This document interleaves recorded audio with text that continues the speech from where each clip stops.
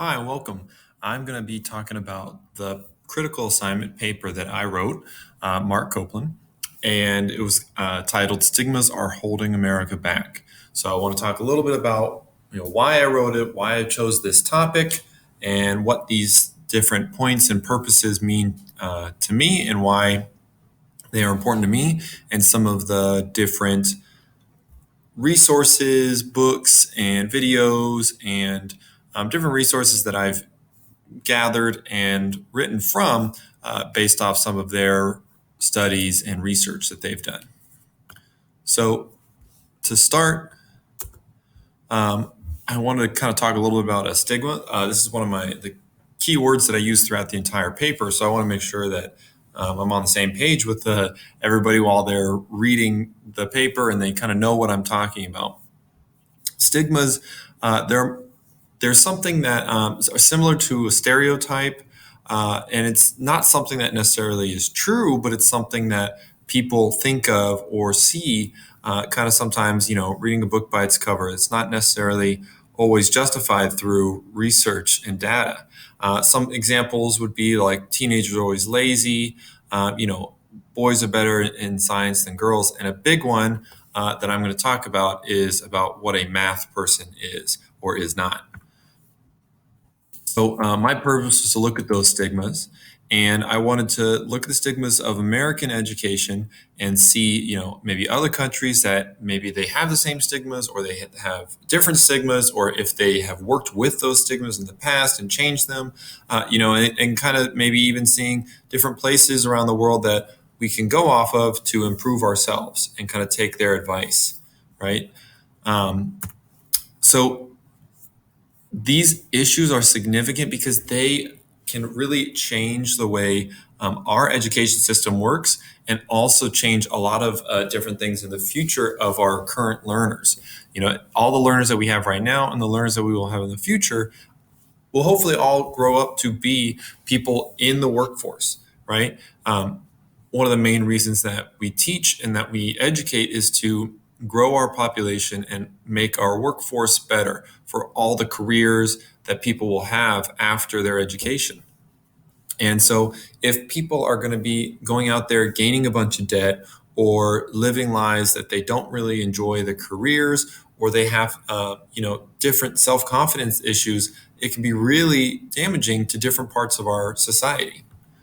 Um, Vocational and technical careers have had this stigma, and this is a quote that really popped out to me when I first read it in our book, and it was something that I couldn't really pass up, and this is what really drove me to write about that in this paper, kind of the start of why the stigma was so big in my mind, because this writing shows that there are valuable technical and vocational occupations where maybe demand is greater and people can get a promising career, but because of this stigma, it's specifically persuading them to go against that. And instead of doing something that they could enjoy and that they could raise their selves and their family off of, a career that could be really good for them, they don't even give it a chance because of the societal stigmas that are there for vocational and technical careers. And some of these long-term consequences of that are very, very, very severe shortages in mathematics and other STEM research fields and research programs that people don't get to go into as much. And those numbers are lower than what they could be. And in other countries, they're higher. And in our country, if they were higher, then we could fill more colleges, more vocational technical careers that they'd use math and use STEM, and then we can better our society through those. Our society is low on those skills because some of the stigmas in mathematics.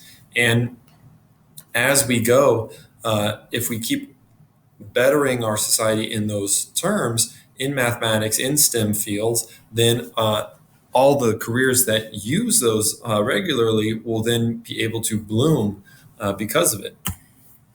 So this is person Jo Bowler, and she has a website and books and she's a teacher at Stanford University. And I've gone to her conferences and I've read her book, and she has, really changed the way I look at mathematics and how I teach mathematics. And so, because I'm a math teacher, I have this big math background, and she's really been able to show me how education, and specifically in mathematics, can change a lot and do a lot for kids, of all ages.